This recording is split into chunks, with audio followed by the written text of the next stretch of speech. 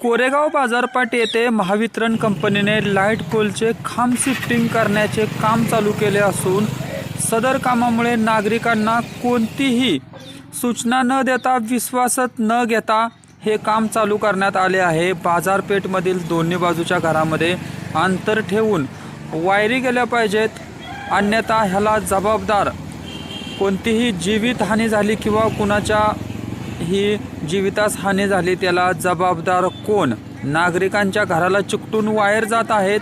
सदरच्या वायरी जास्त व्होल्टेजच्या आहेत व MSEBचे अधिकारी लोकांच्या जीवाची पर्वा न करता लोकांना विचारात न घेता हा कारभार चालू आहे। विद्युत प्रवाहाची मेन वायर लोकांच्या घराला चिकटून जात असून हे काम थांबले पाहिजे, अन्यथा नागरिक रस्त्यावर उतरतील, आंदोलन करून आत्मदहनाचा इशारा देत आहेत। दोन्ही बाजूंनी रस्त्याच्या सेंटरला वायरिंग झालं पाहिजे, कुणाला वायरपासून इजा होऊ नये अशी महावितरणने काळजी घेतली पाहिजे, अन्यथा क्रॉस कनेक्शन करून वायरिंग केले पाहिजे। सदरचा पोल वारंवार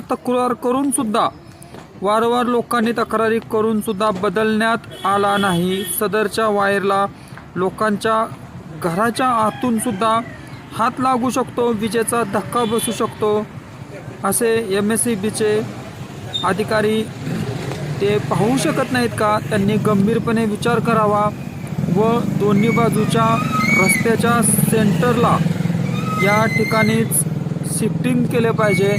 मित्रांनो, तुम्ही बघू शकत असाल सदरच्या वायरिंगमुळे सर्वसामान्य नागरिकांच्या जीवितास धोका होत आहे व होणार आहे, त्यामुळे हे शिफ्टिंग तात्काळ थांबवले पाहिजे। मित्रांनो, आपण पाहताय मानदेश न्यूज, आवाज सर्वसामान्यांचा। मानदेश न्यूजसाठी संपादक पत्रकार केशव जाधव, मानदेश न्यूज, कोरेगाव।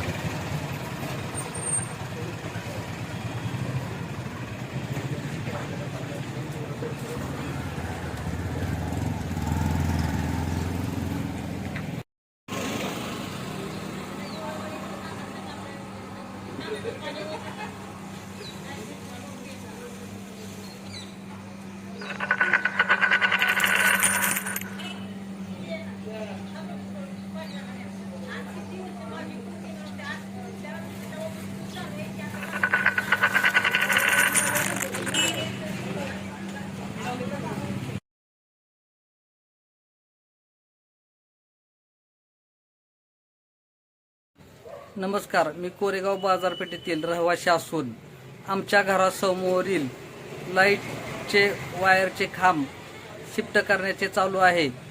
तर सदरचे खांब शिफ्ट करण्यात न यावा व त्याचे वायरिंग आमच्या नागरिकांच्या घराला चिटकून जात आहे। तर सदरचे वायरिंग रस्त्याच्या दोन्ही बाजूने मधोमध करण्यात यावे, अन्यथा काम करू नये, लोकांच्या जीवितास खेळू नये